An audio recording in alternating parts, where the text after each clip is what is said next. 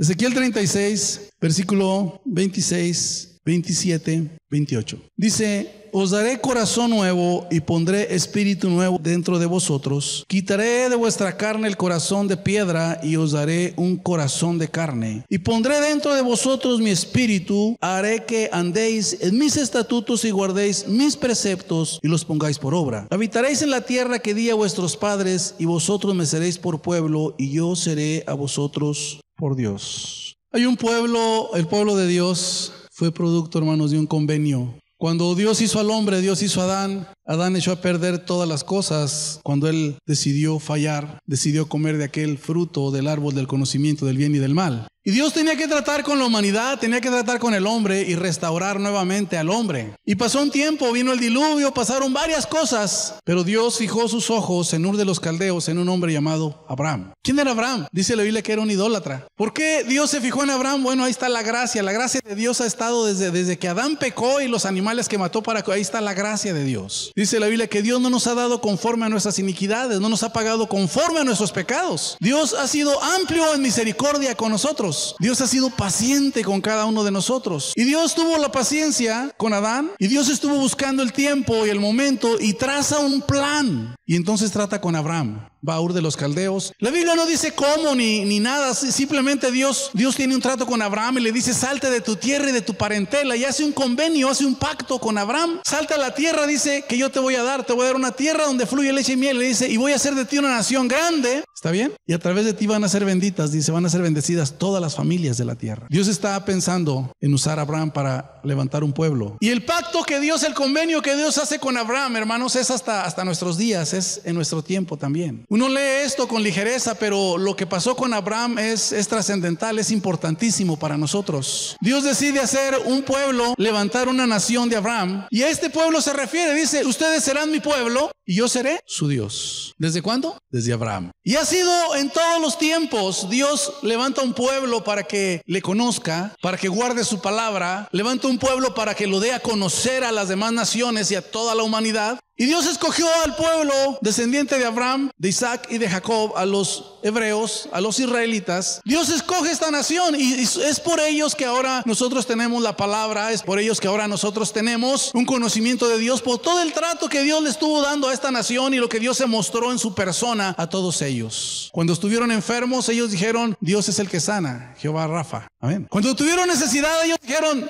Jehová Jireh. Ese es el Dios que provee. Y Dios se fue manifestando de diferentes maneras a esta nación. Dios fue llevando a ellos diferentes etapas y donde Dios ahí estaba. Y gracias a ello podemos conocer nosotros ahora el carácter y la personalidad de Dios. Como Dios también llevó juicios a esa nación y Dios los trató con dureza, y gracias a ello podemos conocer no solo el amor, sino la justicia y la misericordia de Dios. Así es que aquí en este pasaje de Ezequiel hay tres cosas muy importantes, pero voy a empezar de atrás hacia adelante. Lo primero de ellos está diciendo: ustedes van a ser mi pueblo y yo voy a ser ¿qué? Su Dios. Y si nos metemos a lo que es el pueblo, pues tenemos que meternos con Abraham un poquito. Si vamos a Romanos capítulo 4, versículo 13 y versículo 16, dice: porque no por la ley fue dado a Abraham o a su descendencia la promesa de que sería heredero del mundo, sino por la justicia de la ¿qué? ¿La justicia de qué? De la fe. De manera que si nosotros queremos ser el pueblo de Dios y Él nuestro Dios, lo primero que vamos a encontrar en ese convenio, en ese trato, es la fe. Abraham se hizo heredero de la promesa únicamente a través de ¿qué? No había ley, no había que guardar, no había que comportarse, no había nada. Solamente Abraham le creyó a Dios: si tú te sales de tu tierra, de tu parentela, yo te voy a dar una tierra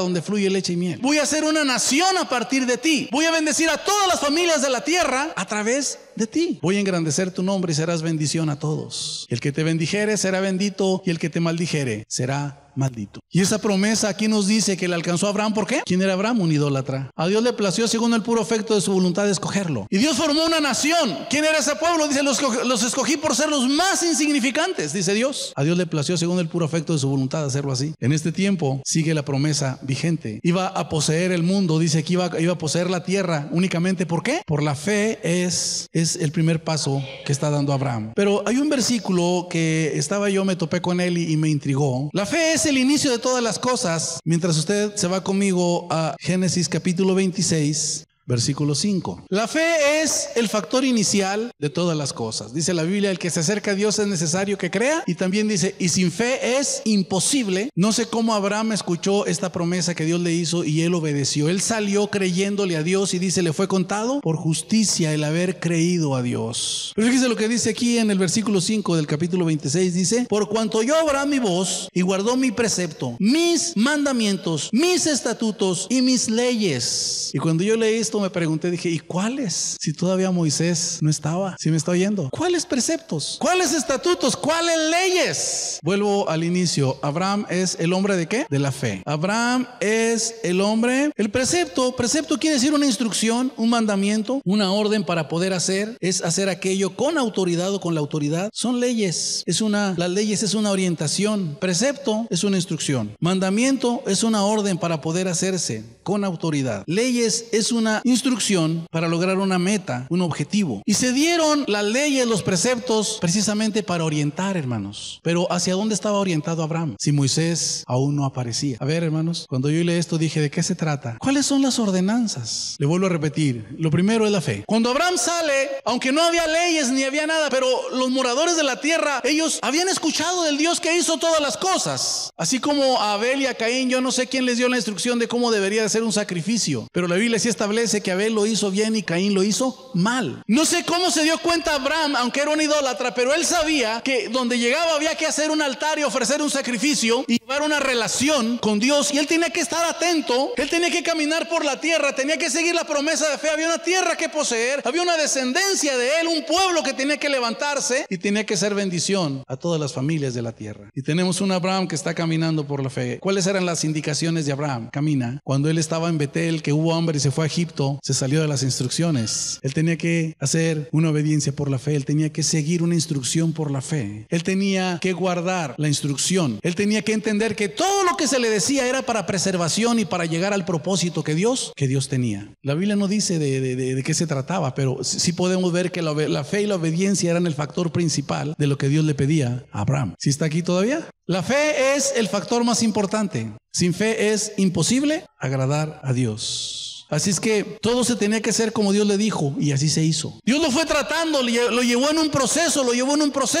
Dios le dijo, esta tierra es tuya, y era de él. Cuando Dios quiso modificar el patio trasero de la casa, dijo, ¿cómo lo voy a hacer si ya se la di a mi siervo Abraham? Y lo llamó y le dijo, voy a destruir Sodoma y Gomorra. ¿Por qué tenía que avisarle? Aunque Abraham no tenía un título de propiedad, pero ya poseía aquella tierra. Lo que ahí pasara tenía que ver con Abraham. Cómo se vivía en aquel lugar tenía que ver con Abraham. Abraham, voy a modificar el patio trasero. Ya te la di. No puedo hacer nada sin avisarte. Amén. ¿Y qué le dice Abraham? Mi Señor, si hubiere 50 justos. Y se fue bajando, ¿verdad? Amén. Dios le tomó parecer. Luego se dio cuenta que una confederación de reyes estaban modificando ahí su territorio. Y fueron y tomaron cautivo a Lot y a la gente de Sodoma y de Gomorra. Y con pocos hombres, a comparación de la confederación de reyes, Abraham fue a hacerle frente a ellos y rescatar a los cautivos. ¿Por qué lo hizo Abraham? Era un aspecto nada más de consanguinidad porque estaba su sobrino. Aparte de eso, hermanos, Abraham tenía la capacidad. Era el dueño de la tierra y podía limpiar la tierra y acomodar el vecindario. ¿Me entiende? Y fue Abraham y dice que peleó contra aquellos reyes y los derrotó.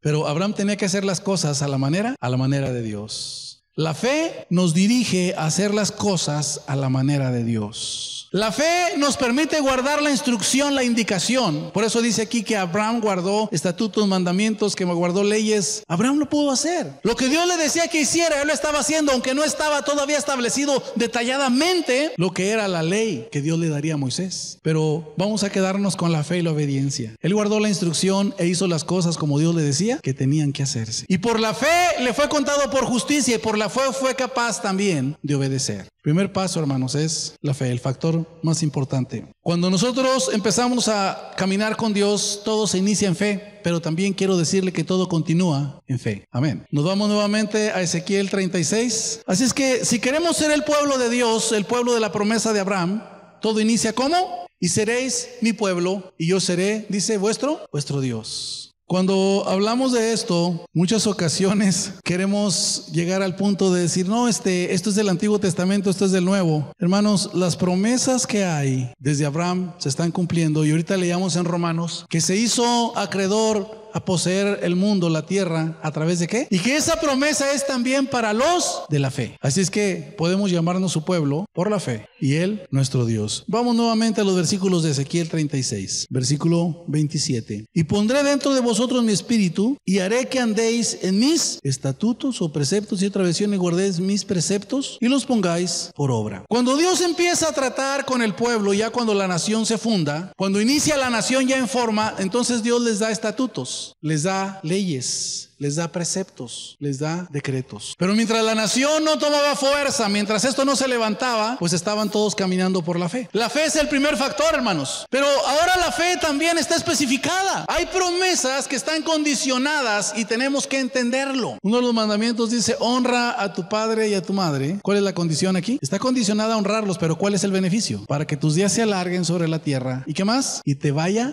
bien. Si usted se fija, aunque iniciamos por la fe y permanecemos por la fe, Dios empieza a condicionarnos. Dije que iba a empezar estos versículos de atrás hacia adelante. Un pueblo, una nación, pero este pueblo necesita leyes, necesita principios, necesita preceptos para que podamos conducirnos y podamos llegar al lugar donde queremos, hermanos. La palabra de Dios nos tiene que direccionar, nos tiene que orientar. Somos pueblo de Dios solamente cuando estamos orientados en la palabra, hermanos. No nada más es la fe es el inicio, es por lo que entramos, pero tenemos que estar orientados en la palabra de Dios. Y que lo que Dios quiere aquí es que dice que guardemos y que andemos en sus estatutos, en sus preceptos. Pero ¿qué vamos a guardar si no conocemos? Amén. El pueblo de Israel pensó que la ley le era dada como una carga, como una imposición. ¿Quieren ir conmigo a Deuteronomio capítulo 6, hermanos? Versículo 1 al 9, lo leemos. Dice: estos pues son los mandamientos, estatutos y decretos que Jehová vuestro Dios mandó que os enseñase, para que los pongáis por obra en la tierra a la cual pasáis vosotros para tomarla, para que temas a Jehová tu Dios, guardes todos sus estatutos y sus mandamientos que yo te mando, tú, tu hijo y el hijo de tu hijo, todos los días de tu vida, para que tus días sean prolongados. Oye pues, oh Israel. Aquí la palabra Shema, oye, pero no nada más se oye el ruido, sino escucha.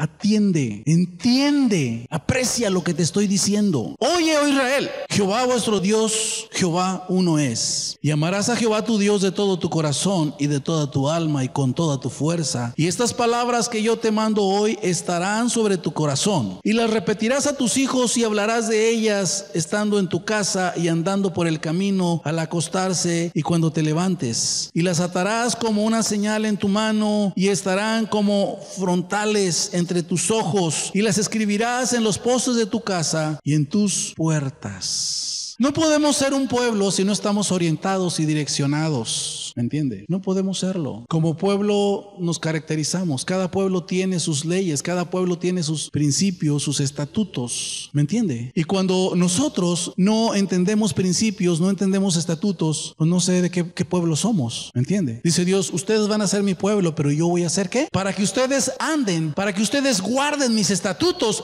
mis decretos, para que los guarden. Es tan importante, hermano, que nosotros entendamos que como pueblo hay una manera de conducirnos, que estamos direccionados a la manera de Dios como pueblo y no a la manera nuestra. El pueblo de Israel desde ese momento ellos pensaron que era una imposición, pensaron que era una obligación, pensaron que se les estaba ciñendo, pensaron que los tenían a fuerzas. Tienes que hacer esto, pero olvidamos las palabras que dice Moisés aquí primero: amarás al Señor tu Dios con todo, con todo. Se olvidaron de todo lo que Dios les había dado, nada más procuraban guardar lo externo, lo de fuera, pero no había amor en sus corazones hacia Dios. ¿Por qué Moisés le está diciendo amarás al Señor tu Dios? ¿Por qué Moisés está encargando esto? Lo vas a enseñar a tus hijos. ¿Qué es lo que enseñamos a los hijos? Usted enséñele un código de comportamiento, si hasta les va a caer mal. Y la máxima que tenemos: las leyes se hicieron para romperlas, ¿verdad? Usted dígale a la gente: pórtate de esta manera, no funciona. Pero el amor, hermanos, todo lo puede. Y vas a amar al Señor tu Dios. La fe es el primer paso, primer principio. El segundo es el amor. ¿Cómo puedo yo guardar? Ellos estaban muy recientes. Es más, hasta les dice aquí, le dice: cuando tú ya estés con tus hijos, cada fiesta que tú celebres es un acontecimiento que Dios había hecho en sus vidas. Y te vas a sentar con tus hijos y les vas a decir: fui peregrino, fui extranjero en Egipto. Dios me sacó con brazo fuerte. El mar se abrió y pasamos en seco el mar. Dios nos mantuvo en el desierto. Amén. Dios nos dio maná. Todas las manifestaciones, todas las señales apuntaban hacia un solo rumbo. Dios les decía en cada cosa: los amo, son mi especial tesoro, son mi pueblo.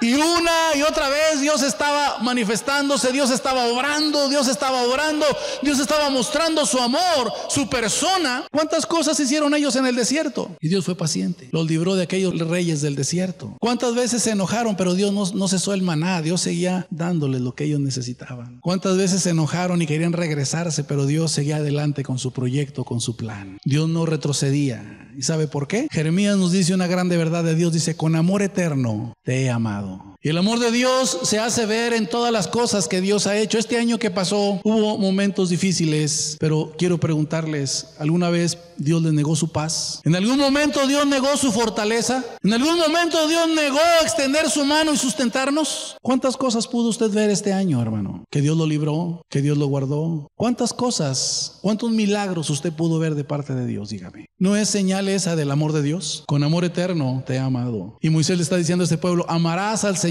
Después de que entramos en la fe, hermano, y consideramos su amor y todo lo que Él ha hecho por nosotros, todas las cosas que Él ha tenido que mover en la historia y en el universo, hermano, desde la venida de Jesucristo, desde tantas cosas que se han dado, la única conclusión que tenemos es Juan 3:16, porque de tal manera Dios nos ha amado, movió el universo, nos dio a su Hijo unigénito, nos da la oportunidad de creer, a través de la fe obtener ahora sus beneficios. Eso es amor, hermano, es su gracia, ¿me entiende? Tenemos acceso, hermanos, a las promesas de Dios, y lo que Dios quiere es que pensemos primero en su amor. La fe y el amor son factores importantes. Si yo pienso en su fe y pienso en su amor, aquí el deseo de Dios en Ezequiel es que podamos guardar, que podamos obedecer, que podamos andar en sus caminos, que podamos guardar su palabra, que andemos en ellos. Es lo que Dios quiere, porque esa es la manera en que Dios nos va a dirigir, esa es la manera en que daremos testimonio que somos su pueblo y que Él es nuestro Dios. Cuando la nación se iba tras los ídolos, cuando la nación dejaba a Dios, Dios nuevamente levantaba a alguien en un juicio, pero luego después Dios con mucho amor los traía nuevamente hacia Él, y Dios estaba hablando continuamente con la nación, Dios estaba tratando continuamente con un gran amor. Dios los redimía. Todo juicio, toda dureza, todo castigo llevaba solamente un propósito: redimirlos, rescatarlos, mostrarse a ellos y decirles cuánto los amo. ¿Me entiende? No podemos ser su pueblo, Él no puede ser nuestro Dios sin su palabra. Sin su palabra. Qué importante es. Amén. Qué importante es. Dios le dijo a Josué esta palabra. Hay una transición muy fuerte. En el liderazgo de Moisés, él es un reformador, él les da leyes. Pero luego viene Josué, hay un cambio. Ahora es tiempo de acción, es tiempo de ejecutar. Pero le dio una recomendación a Josué y le dijo: nunca se aparte de tu boca este libro de la ley. De día y de noche tú vas a meditar en él. Tienes que considerarlo para que guardes y hagas lo que en él está escrito. Dice: porque entonces harás prosperar tu camino y todo te saldrá bien. ¿Qué necesitamos? Su palabra, hermanos. Su palabra.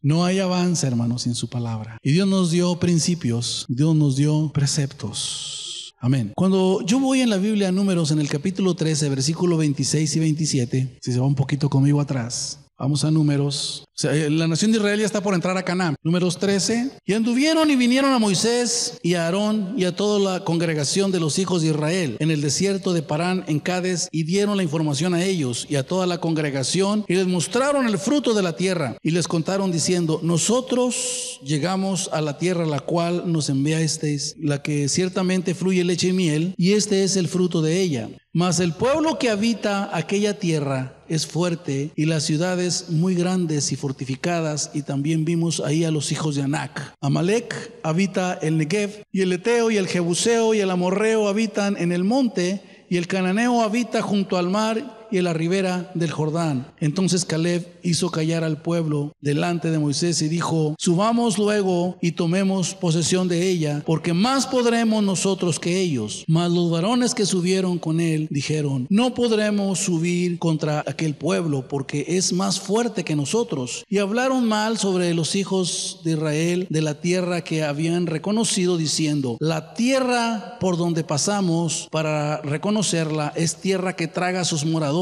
y todo el pueblo que vimos en medio de ella son hombres de grande estatura. También vimos ahí gigantes, hijos de Anac, raza de los gigantes, y éramos nosotros a nuestro parecer como langostas, y así les parecíamos a ellos. Qué tremendo, ¿verdad? Se olvidaron del amor de Dios, se olvidaron de la fidelidad de Dios, se acabó la fe, se acabó todo. Dijeron: esos son los frutos, llevaban uvas frescas, unos racimos enormes. Esto es pero allá no se puede entrar. Llegar a aquel lugar, están fortificadas las ciudades, hay murallas. Yo creo que vieron las de Jericó por ahí. Hay gigantes. Nosotros somos como chapulines ahí en medio de aquello. Y Caleb decía, vamos a poseerla porque podremos más nosotros que ellos. Capítulo 14, versículo 8 dice, si Jehová se agradare de nosotros, Él nos llevará a esa tierra y nos la entregará, tierra que fluye leche y miel. Por tanto, no seáis rebeldes contra Jehová, ni temáis al pueblo de esta tierra, porque nosotros los comeremos como pan, su amparo se ha apartado de ellos. Y con nosotros está Jehová, no los temáis. Nos los vamos a comer como pan. Sus deidades, el amparo que tenían, se apartó de ellos. No seamos rebeldes, vayamos.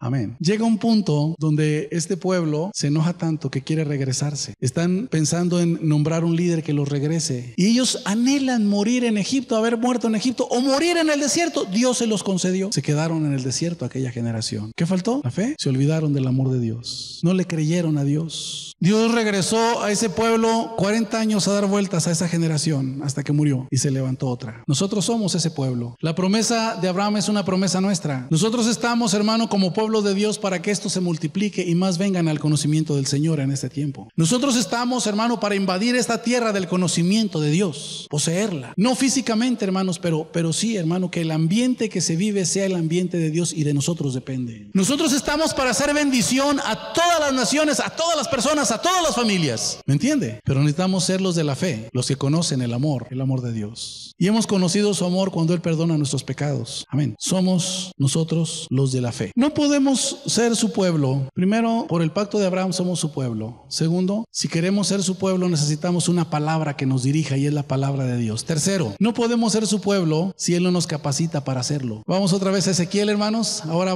sí el versículo inicial. Le dije que iba de atrás para adelante. Versículo 26. Os daré corazón nuevo y pondré espíritu nuevo delante de vosotros y quitaré de vuestra carne el corazón de piedra y os daré un corazón de carne. Y pondré dentro de vosotros mi espíritu. Pondré dentro de vosotros, ¿qué? Es un pasaje que me habla, hermanos, de la obra de Dios, de la vida de Dios y de la vocación en nosotros. No podemos nosotros agradar a Dios por nosotros, hermanos. Esto grábeselo. Si vamos a empezar el año, vamos a empezar adecuadamente en la fe. Cristo dijo, sin mí nada podéis hacer. Como todos a inicio de año hacemos muchos propósitos, ¿verdad? Todos tenemos necesidades, hermanos, humanamente hablando. ¿Me estoy yendo? Y esas necesidades son importantes. Pero espiritualmente, ¿cuáles son nuestras necesidades? Un corazón limpio, sensible, la vida de su espíritu en nosotros, el conocimiento de su palabra. ¿Sí me estoy yendo? El único que puede limpiar nuestra alma, nuestra vida es Cristo. Dice, y pondré un corazón, ¿qué? No es un corazón, hermano, tan fuerte, es un corazón de carne. Dice, quitaré el corazón de piedra. Cuando el corazón es de piedra, su palabra no nos entra, ni el hacha, hermano, nos entra. Somos insensibles a la palabra, a los preceptos de Dios, a los mandamientos de Dios. Por más que se nos habla y se nos dice, ¿verdad? Por una entra, por la otra se sale. Y Dios está diciendo, les voy a dar un corazón sensible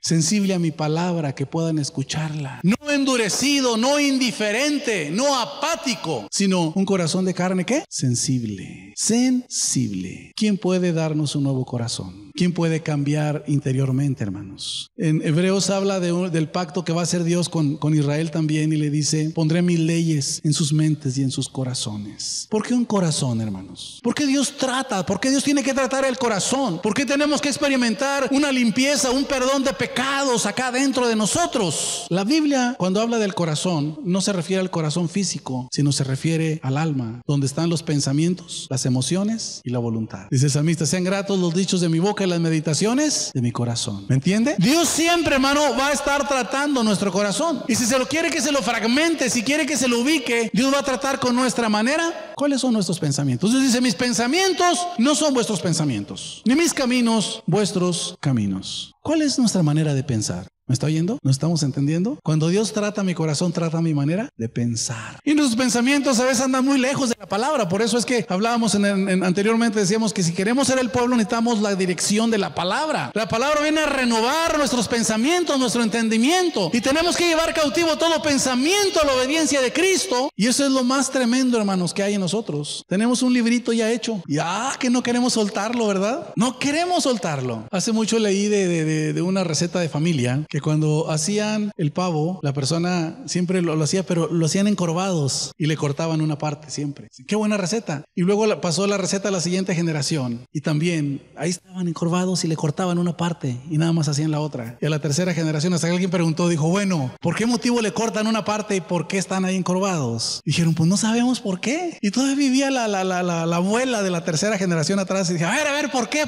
Dijo, miren, cuando yo cocinaba esta receta, tenía una mesita muy chiquita y tenía que estar ahí agachada, dijo. Y tenía una estufa con un horno tan chiquito que tenía que cortarle una parte, dice. Por eso es que tenía que cortarle una parte al pavo. Pero no conozco, dice, no hay otra razón. Y todos hicieron el librito y lo anotaron y todos así lo hacían. Pero no había razón de que así se hiciera. Nosotros tenemos un librito, hermanos, y hacemos las cosas de una manera. Y ya estando en Cristo, ahora conociendo la fe, hermano, y conociendo el amor de Dios, no hay razón para seguir haciéndolo. Amén. A ver, hermano, cuando yo veo la vida de Jonás decía, estoy enojado. ¿Hasta dónde? Hasta la muerte. Que Dios nos guarde de cuidar el hígado este año, hermanos. De cuidar el páncreas. Dice la Biblia, airaos, que nuestro enojo sea santo, sea bíblico. Póngale un coco al muchacho, santa mano, no se crea. En el nombre de Jesús y ¡zas! No, guardemos, hermano, nuestro corazón. Es muy importante que nuestra manera de pensar se esté redireccionando con la palabra. Que nuestras emociones, nuestros sentimientos también estén sujetos. Porque luego les damos rienda suelta, ¿verdad? Al enojo,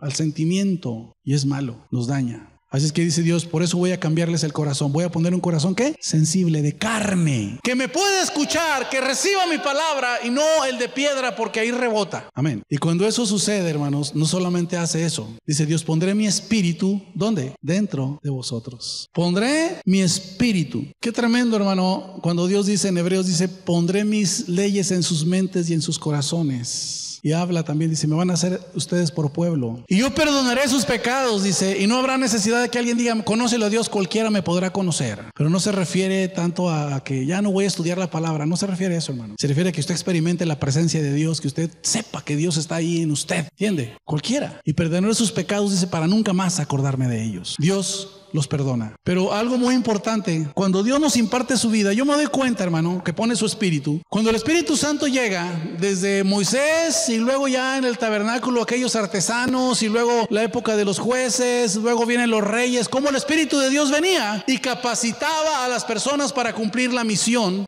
que Dios había encomendado a aquel pueblo. Necesitamos ahora, hermanos, la capacitación de Dios para cumplir esa misión. Nadie puede andar en sus estatutos, nadie puede obedecerlos, nadie puede guardarlos si el Espíritu de Dios y la vida de Dios no está dentro de nosotros. ¿Sí me oyó? No está dentro de nosotros. Es importante, hermano. Dios va a poner su espíritu en nosotros. Usted ve la vida de Sansón. ¿Por qué cree que Sansón tenía fuerzas? Porque venía el Espíritu de Dios sobre él y había una misión que tenía que cumplir. Cuando el Espíritu de Dios se empodera de nuestras vidas, nos capacita para servir. Desde Moisés, los jueces, los reyes, el Espíritu de Dios estuvo viniendo y capacitaba a la gente para la misión. Cuando Dios establece la iglesia, les dijo, van a recibir poder porque vendrá sobre ustedes el Espíritu Santo. No nos es posible llevar a cabo una función en la misión de Dios si no es el Espíritu de Dios, hermano, el que nos capacita. Van a tener el poder para ser testigos, les dijo, pero recíbanlo. Sean llenos. Hay mucha frustración, hermano, cuando nosotros queremos realizar algo para Dios y no hallamos la manera o no podemos. Pero cuando el Espíritu de Dios está, hermano, capacitándonos. Se ha creído